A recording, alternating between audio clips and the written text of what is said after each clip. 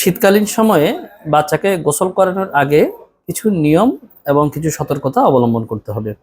শীতকালীন সময়টাতে বাচ্চাকে নির্দিষ্ট সময়ে গোসল করাবেন। সেক্ষেত্রে দুপুরের সময়টাতে গোসল করানোটা তুলনামূলকভাবে ভালো।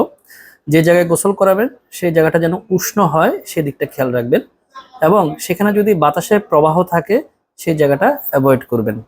যে পানিতে গোসল করাবেন সেই পানিটা হতে হবে হচ্ছে কুসুম গরম, অতিরিক্ত ঠান্ডাও না, অতিরিক্ত গরমও না। বাচ্চাকে মোছানোর যে কাপড় চোপড় অন্যান্য জিনিসপত্র সেগুলো কিন্তু আগে থেকেই প্রস্তুত করে রাখতে হবে।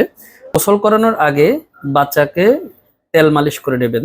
সেক্ষেত্রে অলিভ অয়েল হলে সবচেয়ে ভালো হয়। আপনি গোসল করার জন্য বাচ্চাকে 10 থেকে 15 মিনিট এর বেশি সময় নেবেন না, এর মধ্যেই গোসল শেষ করবেন। আর বাচ্চাকে গোসল করার পরপরই সাথে সাথে বাচ্চাকে মুছে দেবেন। মাথার দিকটা ভালো করে মুছবেন যেন চুল ভেজা না থাকে, এবং বাচ্চাকে গোসল করানোর পরেই চেষ্টা করবেন 10 থেকে 15-20 মিনিটের জন্য বাচ্চাকে একটু রোদে রাখতে। তাতে দেখা যাবে যে বাচ্চা যে ঠান্ডা হয়েছে সেটাও কিছুটা উষ্ণ হবে, এবং ভিটামিন ডি সে পর্যাপ্ত পরিমাণে রোদ থেকে পেতে সাহায্য করবে।